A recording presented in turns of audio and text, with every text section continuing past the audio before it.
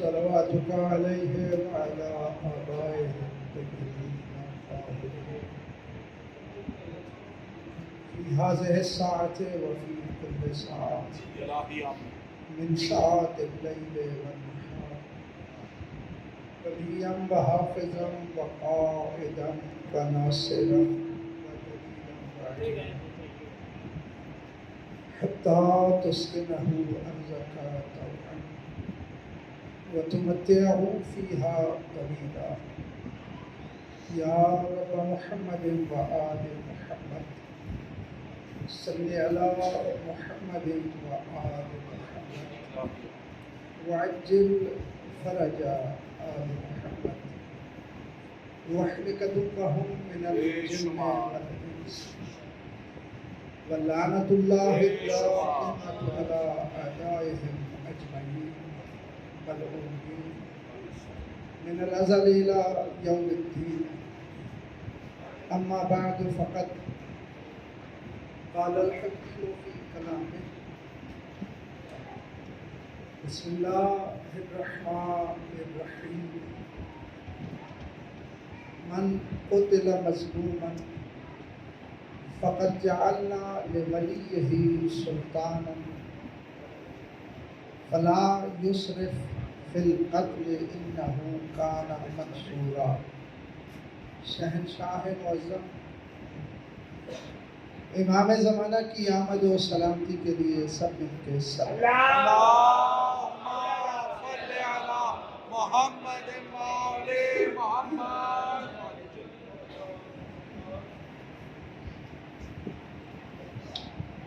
آج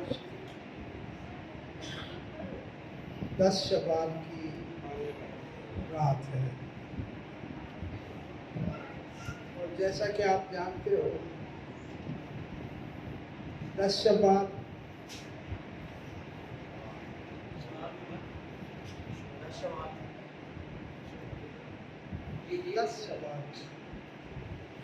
یہ کائنات کے سب سے بڑے شہنشاہ اور کائنات کے سب سے بڑے مظلوم کی غیبت کرتے ہیں.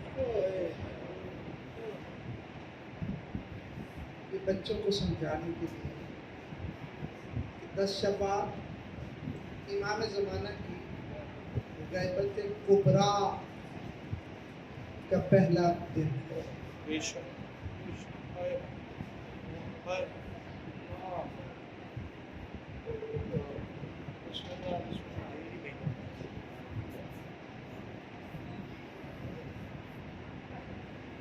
جتنے بھی مومن ہیں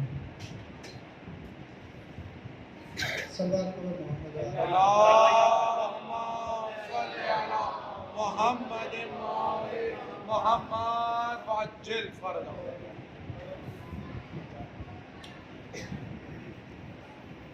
آج کے زمانے میں جو بھی شیعہ کہلواتا ہے اس کے لیے سب سے بڑا غم کا جو دن ہے وہ 10 شوال کا دن ہے.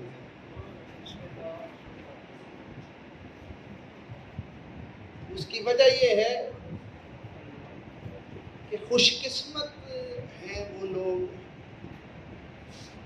جو تاریخ میں اپنی حجت کے سامنے زندگی گزارتے ہیں.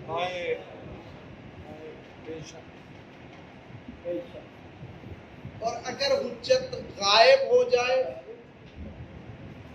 تو یہ مومن کے لیے سب سے بڑی تکلیف دہ بات ہونی چاہیے. توجہ ہے کہ حجت کا غائب ہونا یہ تکلیف دہ کیوں ہونا چاہیے؟ کبھی آپ نے اس پہ غور کیا ہے کہ اگر حجت غائب ہو تو مومن کی دل کی کیفیت کیسی ہونی چاہیے؟ آپ جتنے بھی ہو، شیعہ اسی کو کہتے ہیں جو اپنے امام زمانہ سے پیار کرتا ہے. یہی فرق ہے نا آپ میں اور دوسروں میں، کہ آپ اہل بیت سے محبت کرتے ہیں اور سب سے زیادہ محبت اپنے زمانے کے امام سے ہونی چاہیے. تو یہ تقاضۂ محبت ہے کہ اگر محبوب نظروں سے غائب ہو جائے تو محب کو تکلیف ہوتی ہے. یہ محبت کا تقاضا. اور ذرا سارے مل کے بولو کہ جس محب کا محبوب غائب ہو جائے اس کے دل کی سب سے بڑی خواہش کیا ہوتی ہے؟ کہ وہ سامنے آ جائے. یہی خواہش ہے نا؟ بولو تو صحیح. یہ محبت کا تقاضا یہی ہے کہ جس سے محبت کی جائے وہ سامنے آ جائے. تو پھر آج کے زمانے میں جب آپ کا محبوب شہنشاہ زمانہ پردہ غیبت میں ہے تو پھر آپ کی دل کی سب سے بڑی حسرت یقیناً یہی ہوگی کہ کب وہ وقت آئے کہ جب میں اس نورانی چہرے کو دیکھوں. برائے تعظیم ظہور امام زمانہ علیہ السلام بلند تر صلوات. محمد محمد. اسی لیے آپ دعائے ندبہ میں پڑھتے ہیں. دعائے ندبہ لفظ سے پتہ چلتا ہے. ندبہ کہتے ہیں رو رو کے کسی کو پکارنا. تو یہ حکم ہے کہ مومن روز دعائے ندبہ پڑھے. روز نہیں پڑھ سکتا تو کم از کم جمعے کے دن ضرور پڑھے. اور اتفاق سے آج جمعے کا دن بھی تھا. اس دعا میں آپ کیا پڑھتے ہیں؟ اللہم ارنی الطلعۃ الرشیدہ والغرۃ الحمیدہ. کہ اللہ وہ نورانی چہرہ جلدی مجھے دکھا. بولو سارے. خواہش ہے یا نہیں سب کی؟ نہیں سارے بولو. دل ہے کہ جلدی آئے. تو جب مومن کی خواہش یہ ہے کہ وہ جلدی آئے تو پھر اس کو غور کرنا چاہیے کہ وہ کیوں نہیں آ رہا. اس پہ کبھی تنہائی میں بلکہ ہر روز انسان کو یہ سوچنا چاہیے کہ وہ ذات سامنے کیوں نہیں آ رہی. اس کو سمجھنے کے لیے ہمیں بہت پیچھے جانا پڑے گا کہ وہ ذات غائب کیوں ہوئی. توجہ ہے کہ یہ غیبت کیوں ہوئی اور پھر اس کا ہونا کیوں ضروری ہے. اس ذات کا آنا کیوں ضروری ہے. اسی کے بارے میں اللہ قرآن میں کہہ رہا ہے کہ من قتل مظلوما فقد جعلنا لولیہ سلطانا. کہ اگر کوئی مظلومیت کے عالم میں قتل ہو جائے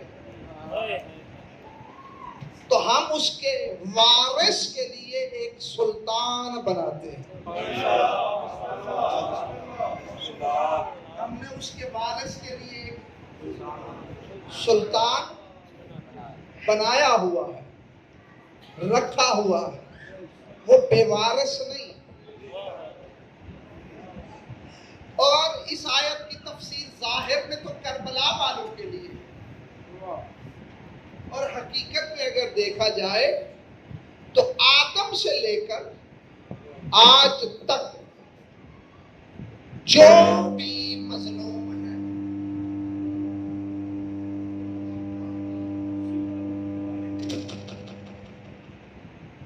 آدم سے لے کر آج تک جو مقتول ہے یا جو مظلوم ہے، ہر مظلوم کا اللہ کہہ رہا ہے کہ وہ مظلوم اور مقتول بے وارث نہیں ہے، بلکہ اس کا ایک وارث ہے، اس کا ایک ولی الدم ہے، اس کے ظلم کا بدلہ لینے والا کوئی ہے۔ اور جب وہ آئے گا، اللہ کرے ابھی آئے، فلا یسرف فی القتل انہ کان منصورا، جب وہ آئے گا تو وہ قہر جبار بن کے آئے گا،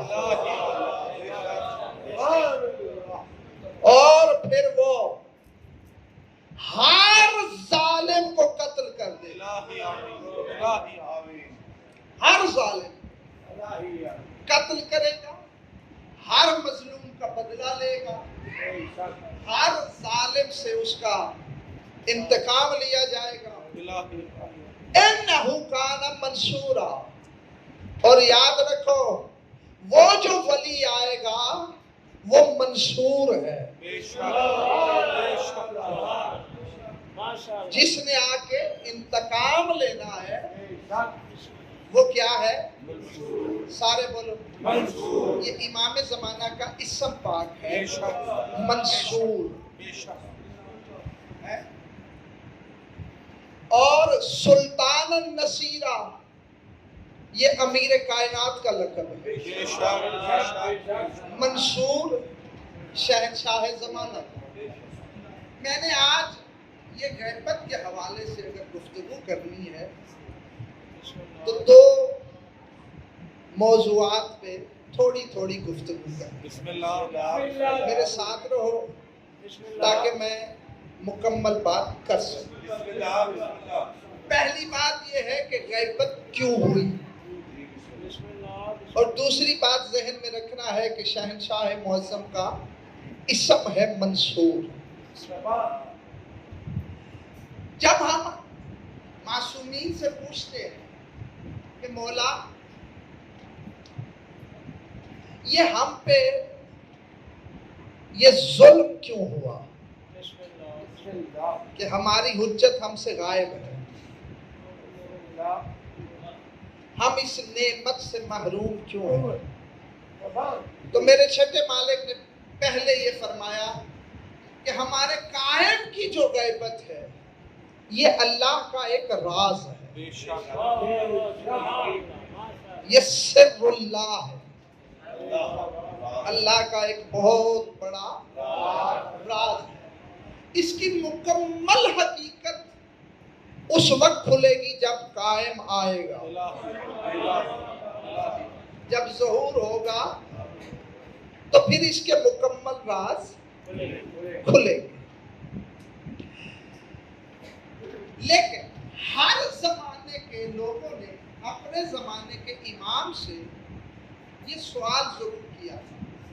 کربلا کے بعد مومن جب بھی مولا کی بارگاہ میں آتے، کسی امام کے بارگاہ، تو یہی سوال کرتے کہ حضور ہم نے آپ کے آباء و اجداد سے سنا ہے کہ کربلا والوں کا بدلہ ہوگا اور اللہ کی حکومت قائم ہوگی، اور آپ کے خاندان سے ہی ایک ذات نے آ کر کائنات پہ اللہ کی حکومت قائم کرنی ہے۔ جب لوگوں نے ائمہ سے پوچھا، مخصوصاً میرے چھٹے مالک کا فرمان کی روایت تقریباً تمام کتابوں میں موجود ہے، امام جعفر صادق علیہ السلام بلند السلام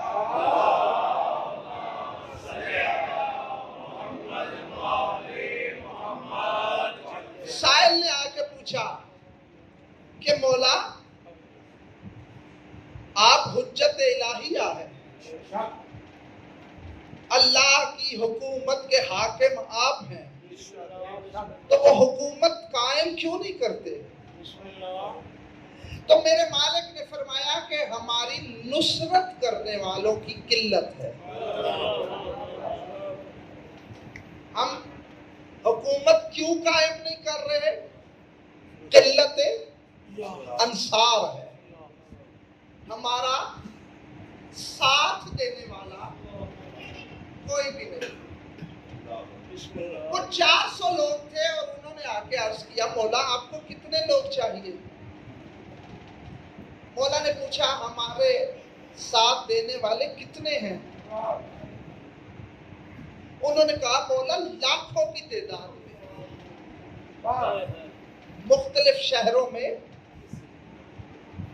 لاکھوں کی تعداد میں ہیں، اور اگر لاکھوں میں نہ ہو تو ہزاروں میں ضرور ہیں. مولا آپ قیام فرمائیں، یہ 400 بندہ حاضر ہے اور آپ حکم فرمائیں ہم اور لوگوں کو بھی لے کے آتے ہیں. آپ کی آواز پہ لبیک کہنے والے بہت ہیں. 32,000 شاگرد تھے میرے مولا کے. تو آپ حکم فرمائیں.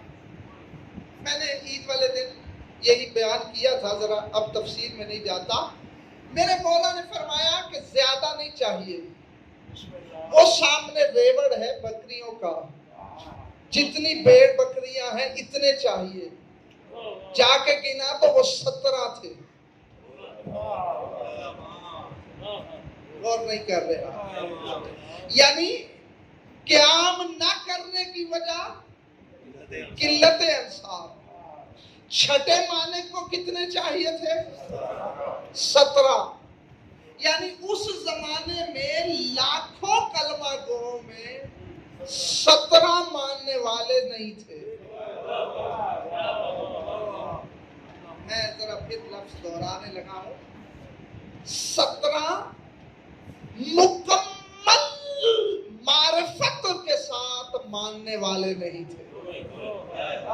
ویسے تو کلمہ پڑھنے والے بہت تھے، لیکن جیسے مولا چاہتے تھے ویسے نہیں تھے. یہ جب میرے مالک سے پوچھا گیا کہ مولا حسن پاک کے ساتھ جب جنگ ہوئی تو مولا کی فوج میں ہزاروں کی تعداد میں سپاہی تھے. مولا نے صلح کیوں کی اور مولا حسین نے جنگ کیوں کی حالانکہ تعداد تھوڑی تھی؟ فرمایا جتنے میرے جد مولا حسین کے ساتھ سچے ماننے والے تھے اتنے مولا حسن کے پاس نہیں تھے. توجہ ہے.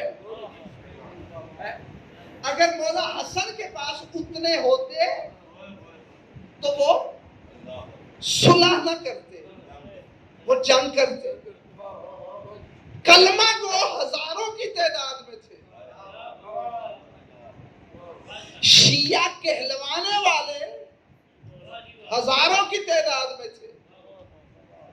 لیکن میں ایک لفظ کہنے لگا ہوں، میرے سرکار نے لکھا ہے واقفان سر الہی بہت تھوڑے تھے. توجہ ہے. اس لیے مولا حسن نے قیام نہیں کیا اور مولا حسین کے پاس بنی ہاشم کے علاوہ 72 تھے جو یہ جان چکے تھے کہ سارا دین امام زمانہ کی ذات ہے.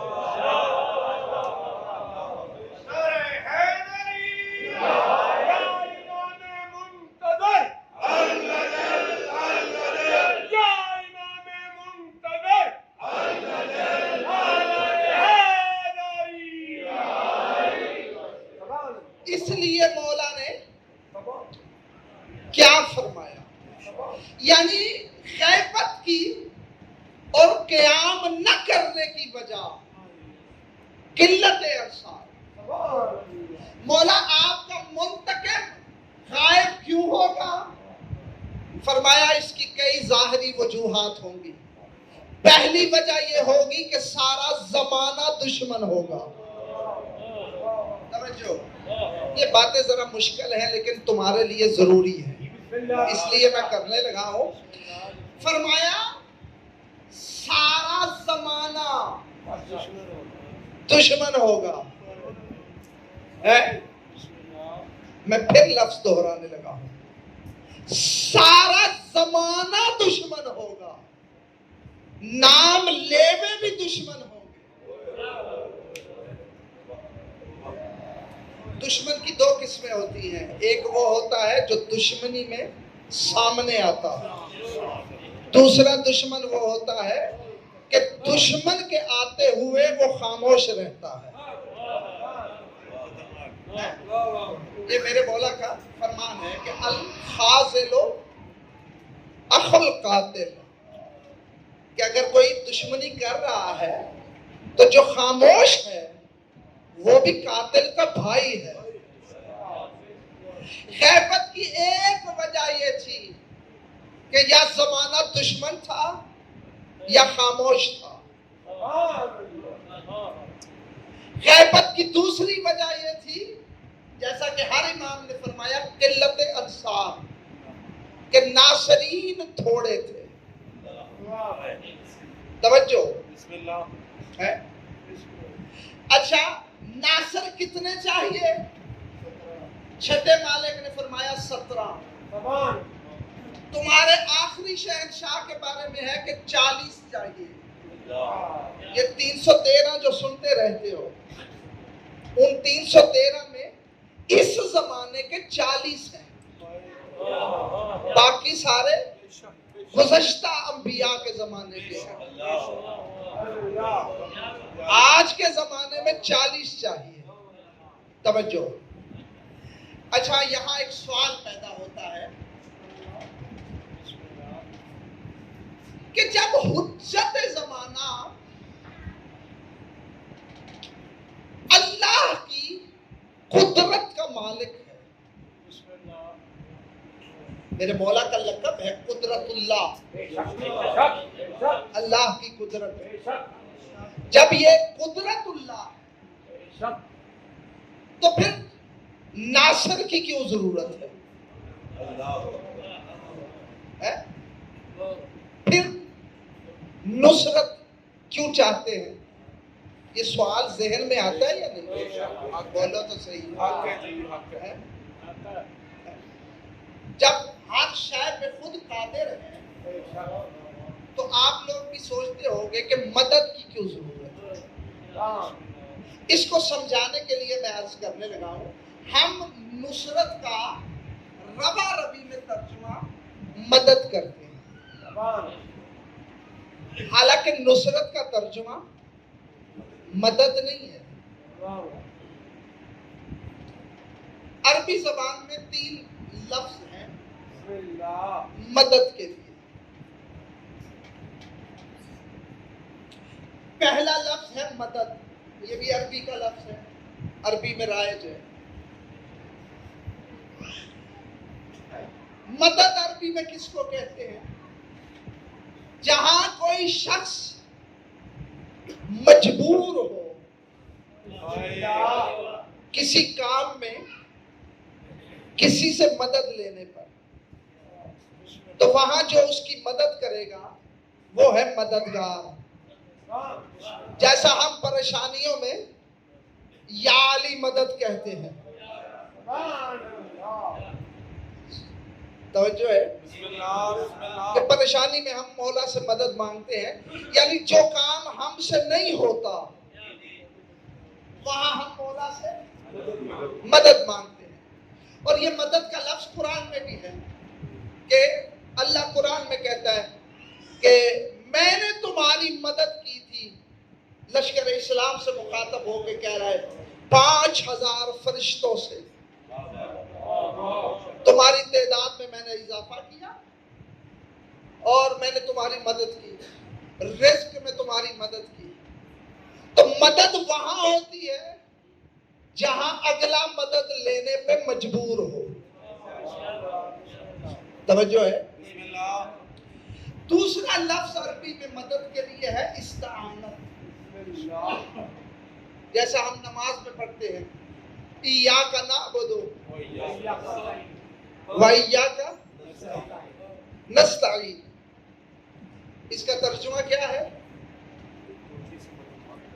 तेरी ही इबादत करते हैं, हम तेरी इबादत करते हैं और तुझसे इस्तानत चाहते हैं।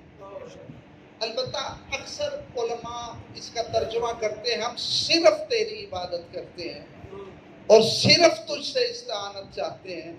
इसमें लफ्ज सिर्फ है ही नहीं। इय्याका नअबुदु, तेरी इबादत करते हैं, व इय्याका नस्तईन, तुझसे मदद चाहते हैं, सिर्फ तुझसे नहीं।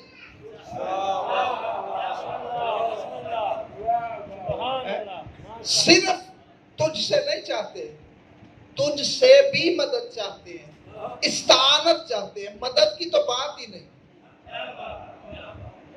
यहां भी अल्लाह से पूरे कुरान में अल्लाह से इस्तानत की तलब की गई है, मदद नहीं। अल्लाह मदद करे वो और बात, लेकिन पूरे कुरान में बंदे ने अल्लाह से मदद नहीं मांगी, बंदे ने इस्तानत चाहिए। इस्तानत क्या है? बड़े आसान अल्फाज में समझाने लगा हूं, और तो नहीं हो रहे है? माशाल्लाह। ये इस्तानत मदद के अलावा है। मदद वहां होती है जहां हम कुछ ना कर सके। मसलन कोई वजनी पत्थर उठाना है, मैं नहीं उठा सकता, मेरे बस में ही नहीं। या कोई बच्चा उठाना चाहता है जिसके बस में ही नहीं, तो वो मदद मांगता है, तो कोई आके उठा देता है। बच्चा क्योंकि उस पत्थर को हिला ही नहीं सकता, तो मदद सिर्फ उसकी है, ये मजबूर है। इस्तानत वहां है जहां एक काम मुझ अकेले से नहीं होता। मैं कर सकता हूं लेकिन आसानी से मुझसे नहीं होगा, तो मैं वहां किसी की इस्तानत, किसी का तामुन लेता हूं। जैसे आप कहते हो ना कि यार इस काम में तामुन करो, और कुरान भी कहता है तामनु अलल बिर्र वत्तक़वा, कि नेक कामों में एक दूसरे के साथ तामुन किया करो। नहीं, गौर ही नहीं कर रहे हैं। कुरान कहता है कि मोमिनों नेक कामों में एक दूसरे से इस्तानत लिया करो। ऐसे ही हम अल्लाह को कहते हैं, अल्लाह हम कुछ कर रहे हैं, तू इस्तानत कर।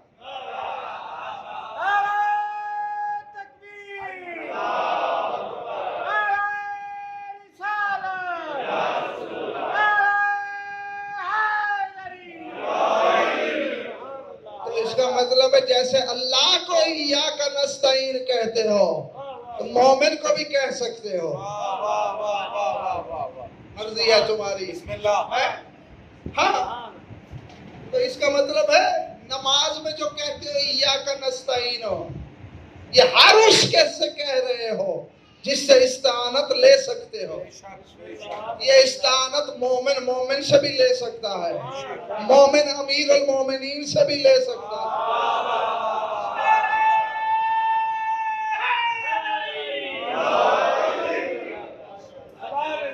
तो इस्तानत वहां है जहां कुछ मैंने करना है, कुछ मदद करने वाले ने करना है।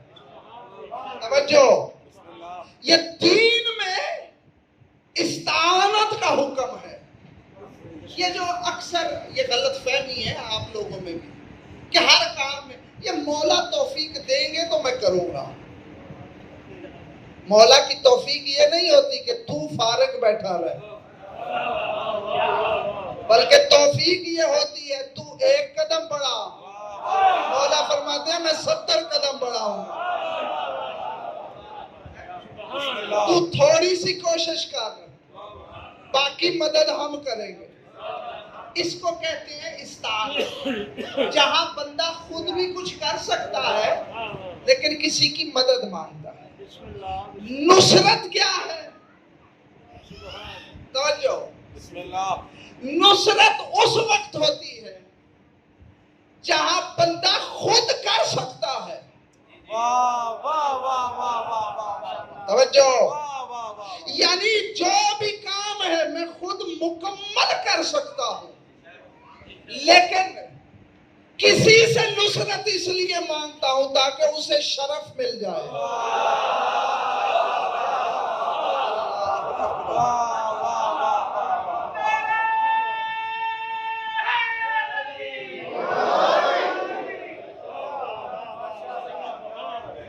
کسی کو شرف دینے کے لیے نصرت لی جاتی ہے. اور اس کی دلیل کیا ہے؟ اللہ ہر شے پہ قادر ہے یا نہیں؟ بولو سارے بولو. کیا اللہ کو کسی کی ضرورت ہے؟ بولو. کسی چیز میں بھی کوئی ضرورت نہیں. تو پھر قرآن میں کیوں کہہ رہا ہے ان تنصر اللہ ینصرکم؟ اگر تم میں اللہ کی نصرت کرو گے تو میں تمہاری کروں گا.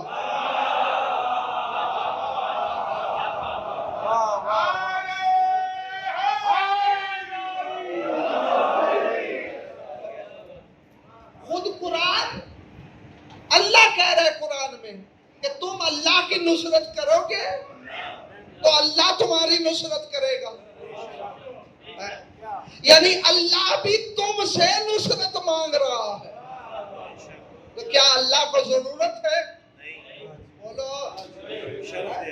اور آؤ قرآن میں اللہ نے عیسیٰ کے حواریوں کا ذکر کیا ہے کہ عیسیٰ نے کہا من انصاری اللہ، کون ہے جو میری طرف آ کر اللہ کی نصرت کرے. توجہ. قرآن کی آیت ہے. حواریون نے کیا کہا؟ نحنو انصار اللہ ہے. اے عیسیٰ ہم وعدہ کرتے ہیں ہم اللہ کی نصرت کریں گے. بولو. اس کا مطلب ہے کہ اللہ مدد بندوں سے مانگ رہا ہے. بسم اللہ. بندوں سے نصرت چاہ رہا ہے. اس کا مطلب ہے نصرت وہاں ہوتی ہے جہاں جو مانگ رہا ہے وہ سب کچھ کر سکتا ہے، لیکن کسی وجہ سے کہتا ہے کہ تم آ کے نصرت کرو. اچھا،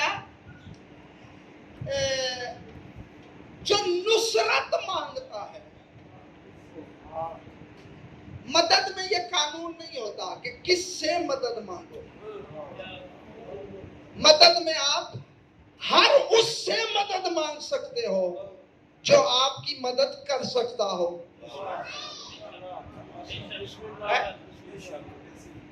استعانت میں بھی آپ ہر اس شخص سے استعانت چاہتے ہو جو آپ کی مدد کر سکتا ہے. نیک کام کرتے ہو تو چندہ مانگتے ہو کہ یار اس نیک کام میں تعاون کرو. تو جو پیسے لاتا ہے کیا اس سے حساب کتاب لیتے ہو؟ یہ پوچھتے ہو ذرا بتاؤ تمہارے ایمان کا درجہ کیا ہے؟ بولو. میں ایک بات کرنے لگا ہوں. اس سے یہ نہیں پوچھا جاتا، بلکہ جو بھی آئے اس سے قبول کی جاتی ہے جب تک وہ جس کام میں مدد کرنی ہے اس کا منکر نہ ہو. سمجھ آ رہی ہے؟ لیکن نصرت وہاں کی جاتی ہے. یہ نصرت طلب کرنے والا یہ ہر کسی سے نصرت نہیں مانگتا، صرف اس سے نصرت مانگتا ہے جو نصرت مانگنے والے کو مکمل جانتا ہو.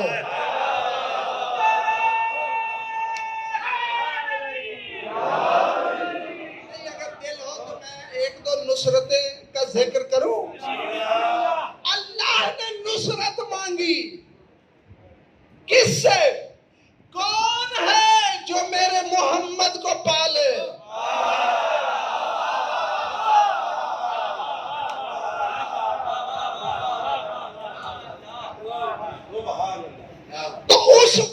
خدا کی خدائی میں صرف ابو طالب تھا جو اللہ کی ویسی معرفت رکھتا تھا.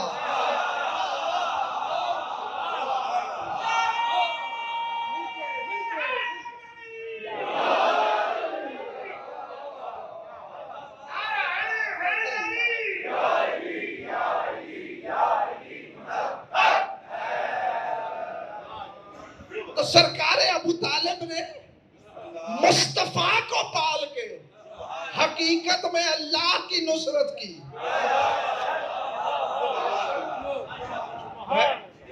اور یہی وجہ ہے جیسے عیسیٰ نے حواریون سے اپنے لیے مدد مانگی تھی، لیکن حواریون نے کیا کہا؟ ہم اللہ کے ناصر ہیں. ابو طالب نے پالا تھا مصطفیٰ کو، لیکن اللہ کہہ رہے ہیں ابو طالب نے مصطفیٰ کو نہیں پالا، مجھے پالا ہے. سمجھ آ رہی ہے؟ کیونکہ اللہ کی نصرت تھی. اچھا، جو نصرت کرتا ہے وہ کیونکہ منصور کی شان و عزت سے واقف ہوتا ہے، وہ جانتا ہے یہ مجبور نہیں. میں کچھ کہہ رہا ہوں،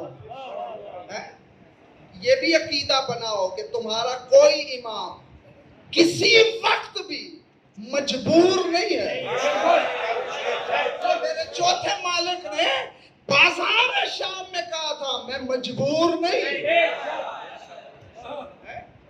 ہاں، میں آج بھی قدرت اللہ ہوں. تو یہ عقیدہ بناؤ کہ کبھی بھی حجت مجبور نہیں.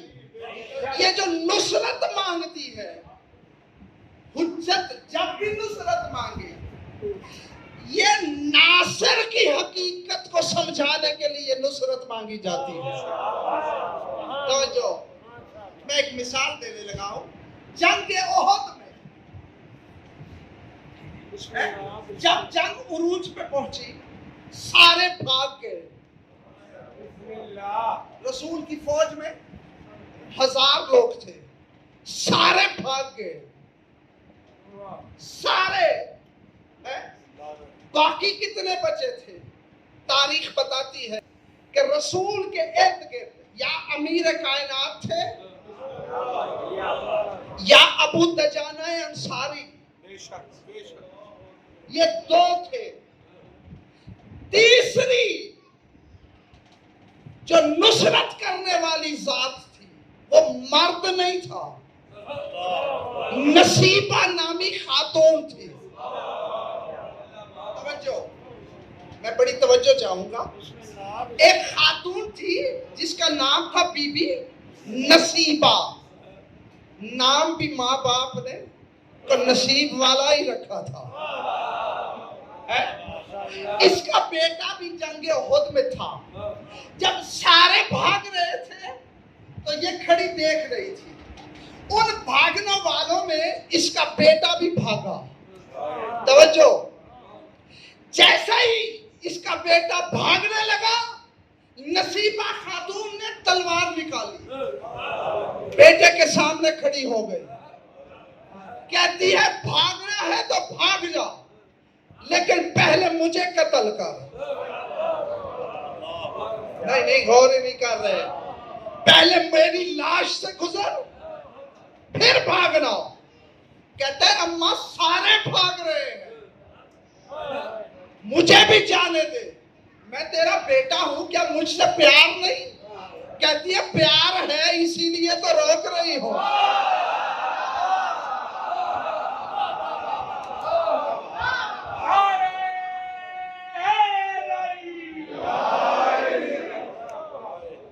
دیکھ نہیں رہا اللہ کی حجت تنہا ہے؟ تو چھوڑ کے بھاگ رہا ہے، میں نہیں بھاگنے دوں گی. کہتا ہے اماں کیوں؟ اللہ نے توبہ بھی رکھی ہے، توبہ کر لوں گا. بھاگنے کیوں نہیں دے رہی؟ کہتی ہے اس لیے بھاگنے نہیں دے رہی، جانتی ہوں کہ تو حلال زادہ ہے.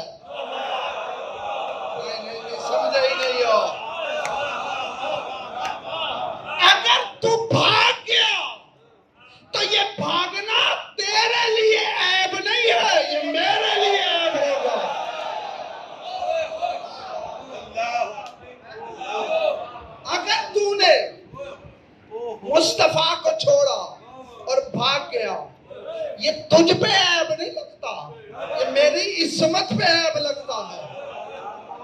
بیٹا واپس گیا, جنگ کی, شہید ہوا. اللہ اکبر. جیسے ہی شہید ہوا, سرکار سید جعفر زمان لکھتے ہیں رسول نے فرمایا نصیبہ تیری عصمت مریم سے کم نہیں.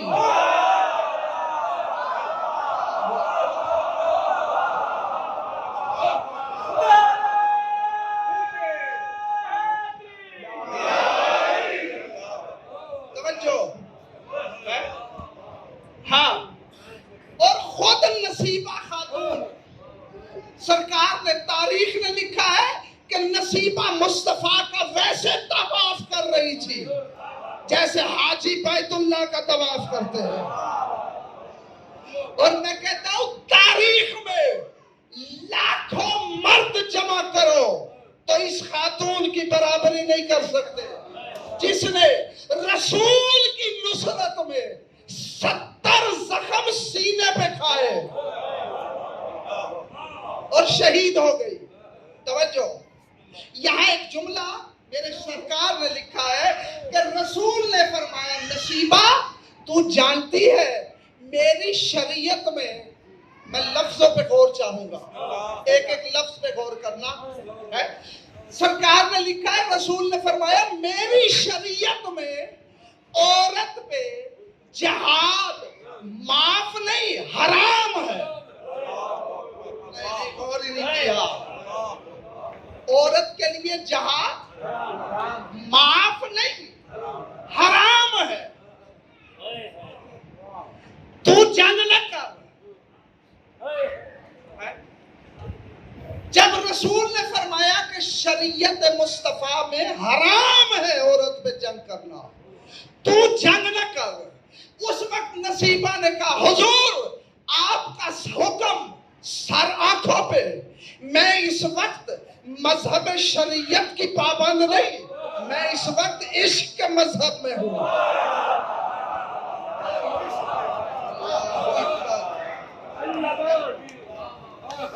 عشق کا مذہب جو ہے وہ شریعت سے بالاتر ہوتا ہے. توجہ آؤ. اور عشق کا مذہب یہ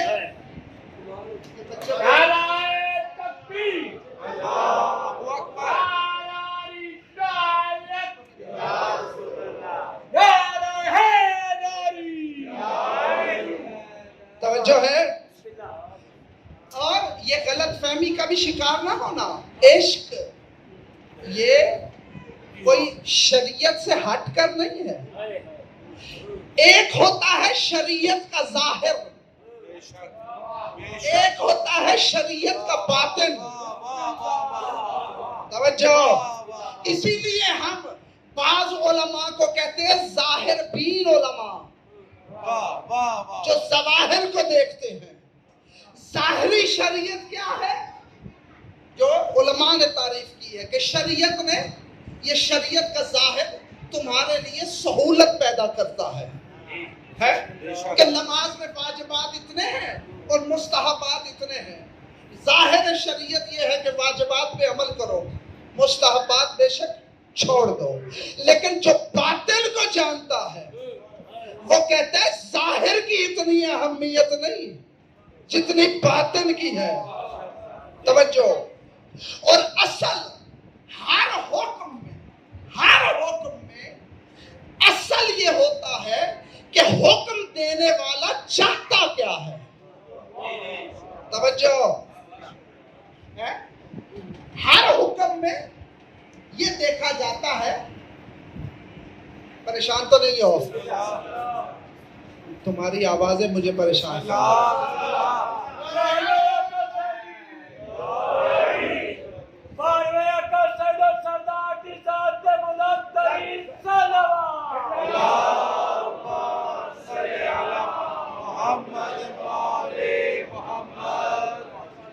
ہر حکم میں دیکھنا یہ ہوتا ہے کہ حکم دینے والا حقیقت میں کیا چاہتا ہے. جس کو میں اپنے الفاظ میں کہوں تو یہ دیکھنا پڑے گا کہ منشاء معصوم کیا ہے. سمجھ آئے گی. کہ یہاں مولا چاہتے کیا ہے؟ الفاظ کو نہیں دیکھا جائے گا بلکہ یہ دیکھا جائے گا کہ چاہتے کیا ہے. بسم اللہ. کائنات میں جتنے لوگ بھی کلمہ گو ہیں وہ مصطفیٰ کے غلام ہیں نا. بولو جو کلمہ پڑھتا ہے تو رسول کا غلام ہے نا. بولو رسول مالک ہے نا. تو نصیبہ کو جب کہا کہ جنگ نہ کر، ظاہر شریعت کہتی ہے کہ جنگ نہ کرے، باطن شریعت کہتی ہے کہ غلام مالک پہ جان قربان کرے. سمجھ آ رہی ہے؟ یہ باطن شریعت ہے. چلو میں ایک آسان مثال دینے لگا ہوں جس کو آپ آسانی سے سمجھو گے کہ حقیقت اور یہی معرفت دین آل محمد یہی ہے جو بڑوں بڑوں کو نصیب نہیں. کیوں؟ بڑوں بڑوں نے دیکھا جی فرمان میں ایسے ہے. مولا نے فرمایا اگر یہ حالات ہو تو ایسے کر لینا. یہ فرمان ہے لیکن یہ نچلے درجے والوں کے لیے ہے، عاشقوں کے لیے نہیں ہے. توجہ، میں مثال دینے لگا ہوں یہ بچے بھی سمجھ جائیں گے. شب عاشور مولا حسین نے کیا کہا کہ چلے جاؤ میں تمہاری جنت کا ضامن ہوں. بولو. بلکہ نافع بن ہلال سے مولا نے فرمایا میں حکم دے رہا ہوں چلا جاؤ. نہیں غور نہیں کر رہے. کیا فرمایا؟ چلے جاؤ تمہاری جنت کا میں ضامن. ایمان سے بتاؤ جو چلا جاتا وہ مسلمان رہتا؟ بولو. چلو دین مذہب کو چھوڑو، انسانیت کو دیکھو، دوستی کو دیکھو. اس وقت اگر کوئی دوست ساتھ چھوڑ جائے کوئی دنیا میں اسے اچھا سمجھے گا؟ حجت تو کہہ رہی ہے چلے جاؤ. نہیں غور ہی نہیں کر رہے. بلکہ مولا نے فرمایا میں نے بیعت واپس لے لی اور جنت کا بھی ضامن ہوں، چلے جاؤ. اگر وہ چلے جاتے ان کے کافر ہونے میں شک تھا؟ پتہ نہیں کیا سوچ رہے. شک ہی نہ رہتا، وہ کافر ہی ہوتے. حالانکہ ظاہر حکم تو یہ ہے چلے جاؤ، لیکن باطل یہ کہہ رہا ہے. بولو. باطل یہ کہہ رہا ہے کہ تجھے چھوڑ کے جنت جانا حرام ہے. سمجھ آ رہی ہے؟ اللہ اکبر. آؤ اسی کربلا کی مثال دینے لگا. جناب وہب شہید ہو گئے. جناب وہب کی زوجہ اور ان کی والدہ یہ میدان میں گئی. مولا نے فرمایا میرے نانے کی شریعت میں مستورات پہ جہاد حرام ہے. توجہ، یہ جانتے ہو نا جناب وہب عیسائی تھے. ان کی والدہ اور زوجہ بھی عیسائی تھے.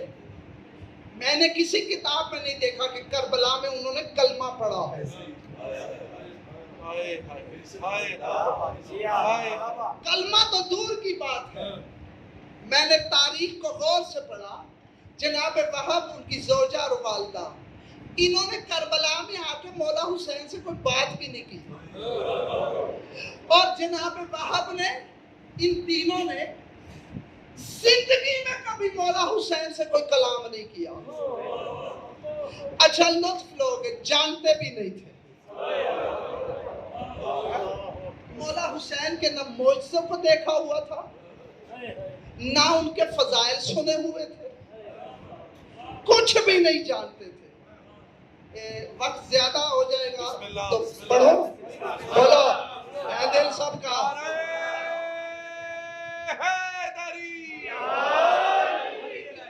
کوئی پڑھتا نہیں ہے اس بیان کرنے لگا یہ جناب وہاب اور ان کی والدہ کربلا کیسے آئے.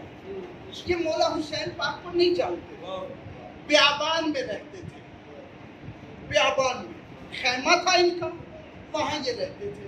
جب مولا حسین پاک کربلا کی طرف جا رہے تھے نا تو ان کے خیمے کے قریب سے گزرے.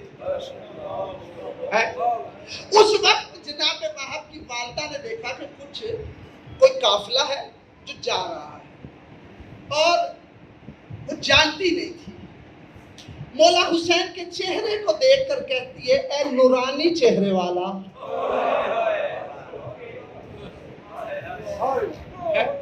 دیکھ کے کہا اے نورانی چہرے والا, تیرا چہرہ بتاتا ہے کہ کائنات میں تجھ سے بڑا کوئی سخی ہی نہیں.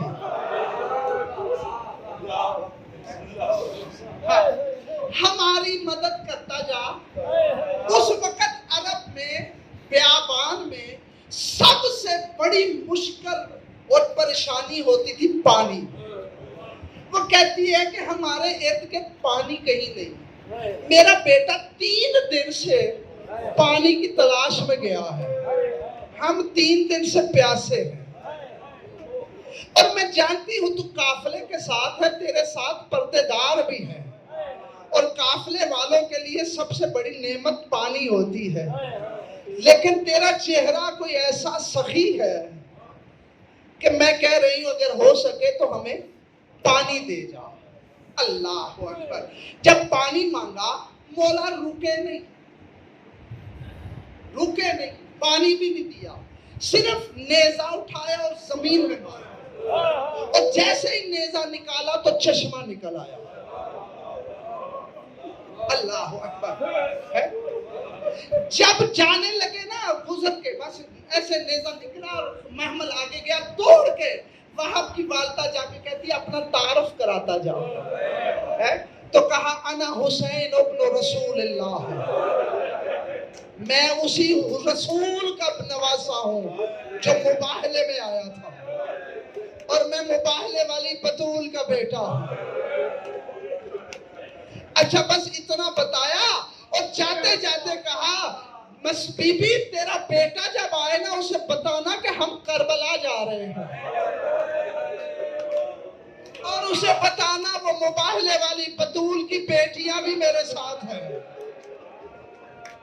اللہ اکبر. اور مولا چلے گئے. کچھ دیر کے بعد شام کو اس کا بیٹا آیا, دیکھتا ہے چشمہ ہے. اماں یہ چشمہ کیسے ظاہر ہوا؟ رو کے کہتی ہے تجھے یاد ہے مباہلہ ہوا تھا,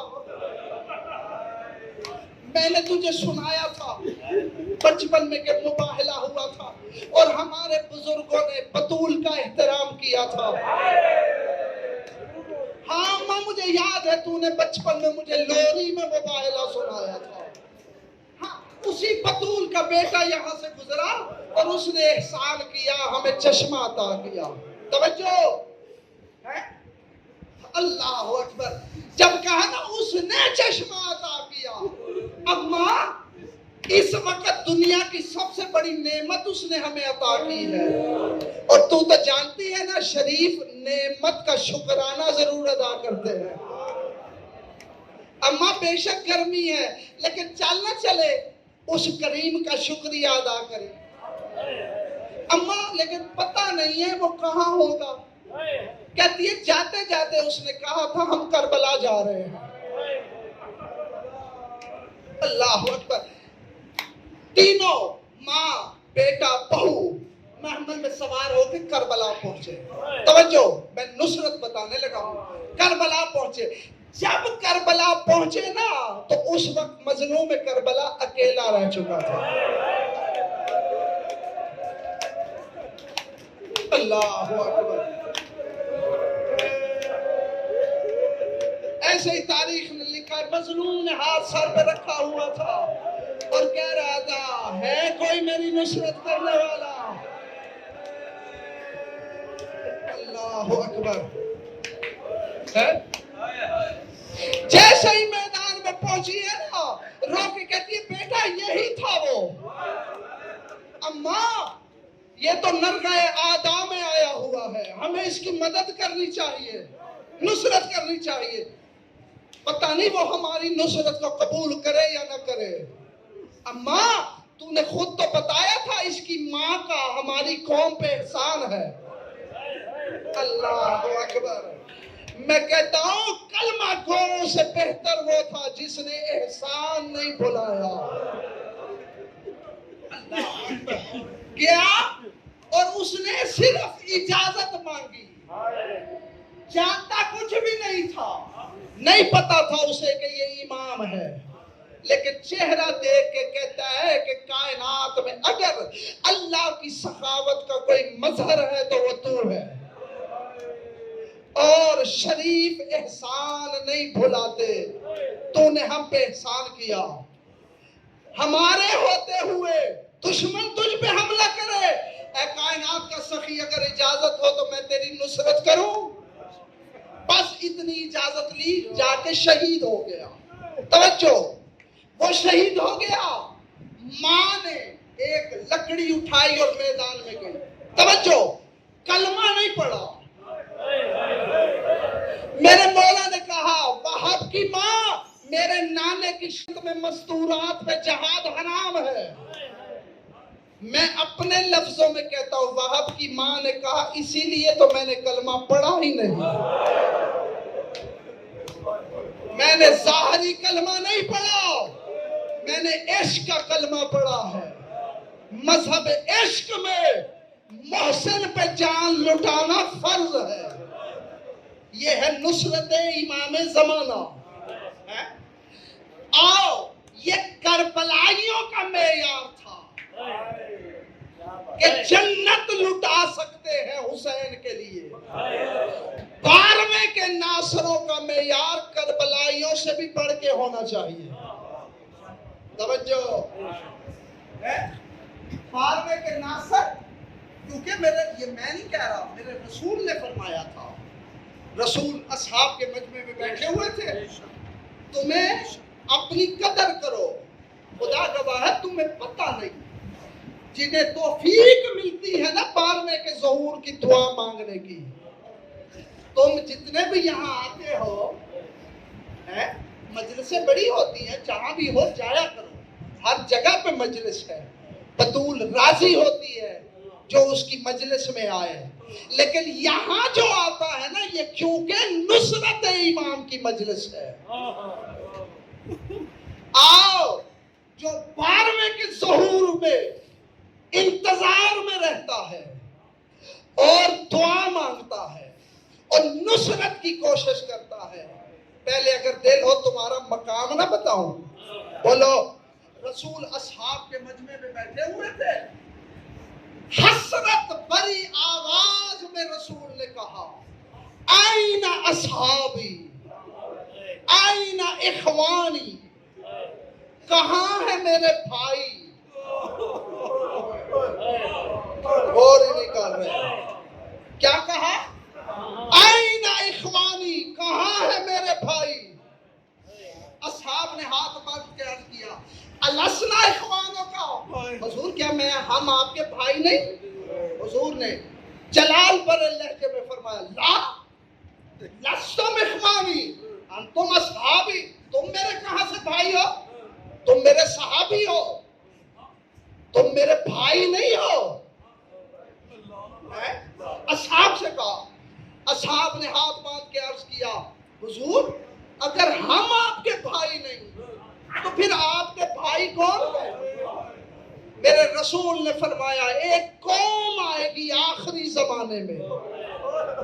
توجہ, ہمارا 12واں لال ولایت کا پردہ غیبت میں چلا جائے گا.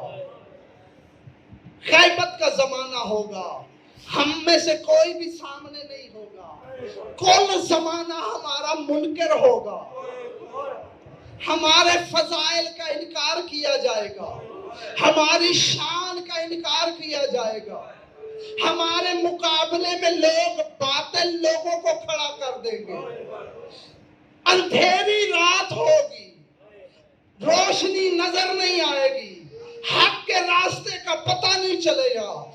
اس زمانے میں کچھ لوگ ایسے ہوں گے جو کتابوں پہ لکھی ہوئی حدیثوں میں فضائل پڑھ کے ہم پہ ایمان لے آئیں گے، ہمارے غائب بیٹے کا کلمہ پڑھیں گے، اس کی نصرت کے لیے تیار ہوں گے، اس کے ظہور کی خواہش رکھتے ہوں گے۔ انہیں ہمارے اوپر کیے گئے ظلم کا افسوس ہوگا، وہ ہمارے غم میں روئیں گے، ہمارے غم میں عزاداری کریں گے، ہمارے غم میں مجلسیں کروائیں گے، ہمارے مصائب میں ماتم کریں گے۔ اصحاب کی طرف دیکھ کے فرمایا وہ غیبت کے زمانے کے منتظر میں رسول کے بھائی ہے۔ سمجھ آ رہی ہے؟ اور نہیں غور ہی نہیں کر رہے، جو ان کی نصرت کرتا ہے، بولو کوئی زمانے میں کوئی جرات کر سکتا ہے رسول کا بھائی بنے؟ بولو کوئی رسول کا بھائی تو ہے ہی نہیں، وہ مالک ہے، زمانہ غلام ہے، عبد مملوک ہے، نوکر اور مالک کا تقابل ہی نہیں، لیکن کریم ذات ہے، خدا گواہ ہے، ایسا کریم کائنات میں نہیں ملتا کہ جو تم پاروے کے انتظار میں بیٹھے ہو، 1400 سال پہلے رسول نے تمہیں اپنا بھائی کہا ہے۔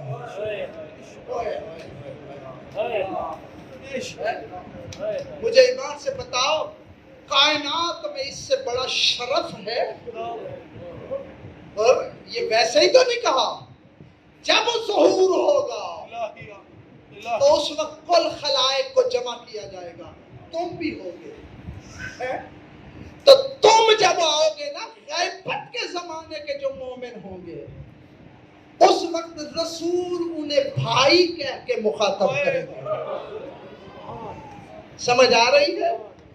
یعنی آدم سے لے کر آج تک ہر مومن اٹھایا جائے گا، فارنے کے ظہور کے بعد سارے جمع ہو جائیں گے، سارے کھڑے ہوں گے، ایسے ہی ہے نا؟ اس وقت رسول غیبت کے مومنین کو کہیں گے، او میرے بھائیو ادھر آؤ میرے پاس، توجہ۔ اور یہی وہ نقطہ ہے کہ رسول نے فرمایا ہم افضل اہل کل زمان، غیبت کا زمانے کا مومن وہ کائنات میں سب سے افضل ہوگا۔ سمجھ آ رہی ہے؟ کیوں؟ اس کی وجہ یہ ہے، تمہیں پتہ نہیں، تمہارا امام زمانہ، میں نے ابتدائے گفتگو میں ایک جملہ کہا تھا، کائنات کا سب سے بڑا مظلوم، یاد ہے؟ تمہارا امام زمانہ کائنات کا سب سے بڑا مظلوم ہے۔ سوال کرو مجھ سے کہ ہم نے تو یہی سنا ہے کہ کائنات کا سب سے بڑا مظلوم ہے مظلوم کربلا ہے، اور عرفاء نے جو مولا کی زیارت مشرف ہوئے، بارگاہ امام میں پہنچے، انہوں نے مولا سے خود پوچھا کہ مولا آپ کیسے کہہ سکتے ہیں کہ آپ سب سے بڑے مظلوم ہیں؟ مظلوم کربلا سے بڑا بھی کوئی مظلوم ہے؟ جو خصوصاً سید بیٹھے ہو نا، تمہاری آہ ضرور نکلنی چاہیے ہے۔ اس وقت ٹھنڈی سانس لے کے تیرے مظلوم امام زمانہ نے کہا میں حسین بادشاہ سے بڑا مظلوم ہوں، میں اپنے جد مظلوم سے بڑا مظلوم ہوں۔ مولا وہ کیسے؟ فرمایا مظلوم کربلا جتنے بڑے مظلوم تھے، لیکن میرے جد حسین کے رشتہ داروں نے ان کا ساتھ دیا، میں وہ مظلوم ہوں، میرے رشتہ دار بھی میرا ساتھ نہیں دے رہے۔ جو سید ہے اس زمانے میں، خدا گواہ ہے، جو اس زمانے کے سید ہے نا، ان کے بارے میں کہا کہ میرے رشتہ دار بھی میرا ساتھ نہیں دے رہے۔ تم نے زمانے میں دیکھا ہوگا کہیں کوئی لڑائی ہو جائے تو کوئی آئے نہ آئے رشتہ دار آ جاتے ہیں، آتے ہیں یا نہیں؟ آپس میں اختلاف بھی ہوتا ہے، کسی غیر سے لڑائی ہو جائے تو وہ اختلاف چھوڑ کے آ جاتے ہیں۔ تیرا بارواں وہ مظلوم ہے جو اس زمانے میں، یہ میں نے کئی عرفاء سے لفظ سنا ہے، اگر یہ جملہ میرا سمجھ آ جائے نا آج غیبت کی رات ہے، ساری رات جب تمہیں یاد آئے گا تڑپو کے ضرور۔ میں نے کئی عرفاء سے یہ لفظ ایران میں بھی سنا، پاکستان میں بھی سنا۔ آج کے زمانے میں ہر رات تیرا امام زمانہ ہر مومن کے دروازے پہ آتا ہے۔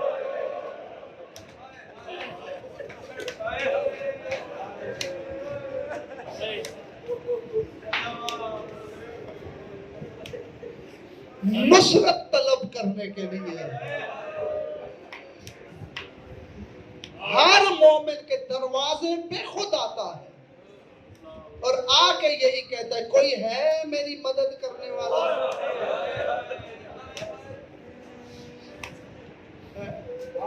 اور یہی کربلا سے آواز چل رہی ہے جو آج روز تیرا بارواں یہ آواز دیتا ہے، حل من ناصر ینصرنا۔ میں سے نہیں کہہ رہا، میں لفظ بدل کے دہرانے لگا ہوں۔ مظلوم کربلا نے کربلا میں حل من ناصر کی آواز کب بلند کی تھی؟ ذرا تصور بناؤ ذہن میں۔ لائٹ چلی گئی ہے، یہ شاید بہتری ہے۔ آؤ، جب اندھیری رات ہوتی ہے نا تو اس وقت بارواں ضرور آتا ہے۔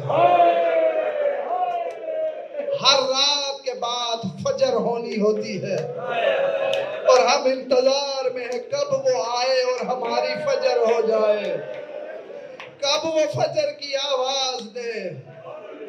آؤ، کربلا میں مظلوم کربلا نے جب آواز دی تھی حل من ناصر ینصرنا، یہ آواز کب دی تھی؟ جب زمین کربلا میں لاشیں بکھرے ہوئے تھے۔ میرے سرکار نے لکھا ہے کہ منظر ایسے ہی نظر آتا ہے کربلا کا کہ کبھی مظلوم کربلا علی اکبر کے لاشے کے قریب جا کے کہتا تھا کوئی ہے میرے اکبر کا بدلہ لے۔ کبھی آن محمد کے لاشوں کے پاس جا کے کہتا تھا کوئی ہے جو میرے آن محمد کی لاشیں اٹھائے۔ اللہ اکبر۔ اور کبھی غازی کے لاشے کے قریب جا کے کہتا تھا کوئی ہے میری بہنوں کے پردے کے زامن کی لاش کو میرے ساتھ اٹھائے۔ ماتم بھی کرتے آؤ، دعا مانگتے آؤ، ان کا بدلہ لینے والا جلدی آئے۔ اللہ اکبر۔ روتے بھی آؤ، دعا مانگو نا۔ ذرا تصور کر کربلا میں منظر کہ بکھرے ہوئے لاشیں تھے، ان لاشوں کے درمیان میں شبیر کہہ رہا تھا حل من ناصر ینصرنا۔ آپ بس میری طرف دیکھو، کوئی حرج نہیں، لائٹ جائے یا نہ جائے کوئی حرج نہیں، ذرا میری طرف دیکھو۔ ان لاشوں کے درمیان کہہ رہا تھا حل من ناصر ینصرنا، کوئی ہے نصرت کرنے والا۔ اور یہ حقیقت تمہیں بارواں آ کے بتائے گا کہ کتنے دن تک کربلا والوں کے لاشیں دفن نہیں ہوئے۔ اصل حقیقت کوئی بھی نہیں جانتا، ظاہراً 3 دن پڑا جاتا ہے، حقیقت کچھ اور ہے۔ اور 3 دن کے بعد بھی یا 40 دن کے بعد بھی اعجاز امامت سے دفن کیا سید سجاد نے، یعنی ظاہراً دفن نہیں ہوئے۔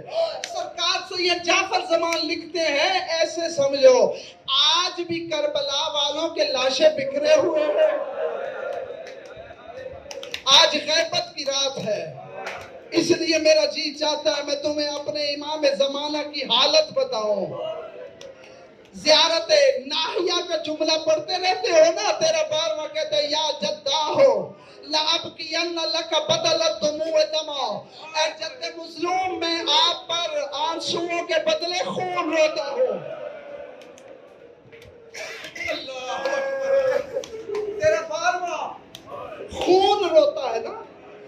زیارت کے جملے ہیں صباحاً و مساءً، میرا خون رونا صبح شروع ہوتا ہے، رات تک خون روتا ہوں، اور رات سے خون رونا پھر شروع ہوتا ہے، صبح تک خون روتا ہوں۔ ذرا تصور کرو ذرا، جو اللہ کے صبر کا مظہر ہے، تیرا اللہ کے صبر کا مظہر ہے. آخر کیا وجہ ہے؟ اس کا خون رونا بند کیوں نہیں ہوتا؟ مدت کے گزر جانے کے بعد غموں میں کمی سی تسکین تو ہو جاتی ہے نا، کچھ کمی تو آتی ہے نا. کیا وجہ ہے 1400 سال گزرنے کے بعد بھی تیرے 12ویں کا خون رونا بند کیوں نہیں ہوا؟ آخر اس کی وجہ کیا ہے؟ آؤ، یہ جو تم اپنے گھروں میں علم لگاتے ہو نا، ظاہراً یہ غازی کا علم ہے، ظاہراً یہ غازی کے علم کی شبیہ ہے، حقیقت میں یہ کچھ اور ہے. اللہ اکبر. تاریخ علم یہی بتاتی ہے کہ علم کالا اس گھر یا قبر پہ لگایا جاتا تھا جن پر ظلم ہوتا تھا اور ظلم کا بدلہ نہیں ہوتا تھا. وہ گھر والے اپنے گھر کے اوپر کالا علم یا سرخ علم لگاتے تھے. یہ دنیا میں اعلان ہوتا تھا کہ ہم پہ ظلم ہوا، بدلہ نہیں ہوا اور ہم بدلہ لینا چاہتے ہیں. کوئی ہے جو ہماری نصرت کرے؟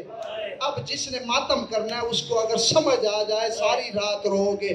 تم اپنے گھروں میں کالا علم لگاتے ہو. 12ویں کی جہاں مسند لگی ہوئی ہے نا، جہاں تیرا امام زمانہ بیٹھتا ہے نا، اس مسند کے سامنے جو علم ہے نا وہ حسین کا خون بھرا کرتا ہے. اللہ اللہ. میں نے ایران کا بہت بڑا روزہ خان عالم ہے آغا مظاہری، میں نے ان سے یہ لفظ سنے تھے کہ جنہیں خواب میں امام زمانہ ملے ہیں نا، انہوں نے پوچھا کیوں روتے ہو مولا، تیری حالت کیا ہے مولا، تو رہتا کہاں ہے؟ اس وقت رو کے کہا میں اس لیے خون روتا ہوں کہ اللہ نے کبھی بھی وہ کربلا کا منظر میری آنکھوں سے ہٹایا نہیں ہے. ہر وقت وہ کربلا کا منظر میرے سامنے ہے. مولا کیا منظر ہے؟ فرمایا جہاں میری مسند لگی ہوتی ہے دائیں طرف حسین کا خون بھرا کرتا ہوتا ہے، بائیں طرف علی اصغر کا خون بھرا کرتا ہوتا ہے. اللہ اکبر. اور رو کے تیرے باپ میں نے کہا سامنے میرے دشت کربلا ہے اور کہیں مجھے اکبر کا لاشا نظر آتا ہے. میں نے کہہ دیا تو نے سن لیا. تیرا امام فرماتا ہے کبھی مجھے وہ منظر نظر آتا ہے جب میرا جد مظلوم علی اکبر کے سینے سے برچھی نکال رہا ہے، کبھی مجھے وہ منظر نظر آتا ہے جب اول محمد لاشا زمین کربلا سے باہر گرا. تیرا بارواں رو کے کہتا ہے دشت کربلا میں مجھے کبھی قاسم کا بکھرا ہوا لاشا نظر آتا ہے، مجھے کہیں کہیں علی اکبر کے گلے پہ تیرے سے شعبہ نظر آتا ہے. اور رو کے کہتے ہیں جب میں سر اٹھاتا ہوں نا تو من دریا پہ مجھے بازو کٹا کے غازی سویا ہوا نظر آتا ہے. اور رو کے کہتے ہیں کہ کبھی کبھی مجھے شام غریبہ کا وہ منظر نظر آتا ہے جب میری دادیاں چلتے ہوئے خیموں میں کہہ رہی تھی والیاں، جب میری پاک دادیاں چلتے ہوئے خیموں میں سے نکل کے کہہ رہی تھی دادا یا علی آ ذرا دیکھ تیری بیٹیوں کا کیا عالم ہے. تیرا بارواں رو کے کہتے ہیں مجھے نہیں بھولتا شام کے بازار کا منظر. کس نے منہ پہ ماتم کرنا ہے؟ رو کے کہتے ہیں مجھے نہیں بھولتا کوفے کا بازار، مجھے نہیں بھولتا شام کا دربار. اور جو سید بیٹھے ہو تم ضرور منہ پہ ماتم کرنا. تیرا بارواں رو کے کہتے ہیں مجھے نہیں بھولتا وہ منظر جب ملعون شراب پی رہا تھا اور میری پاک دادیاں کہہ رہی تھی سجاد میں تھک گئی ہو اس سے پوچھ میں بیٹھ جاؤ. اور میرا بارواں رو رو کے کہتے ہیں مجھے نہیں بھولتا وہ منظر جب میری 4 سال کی معصوم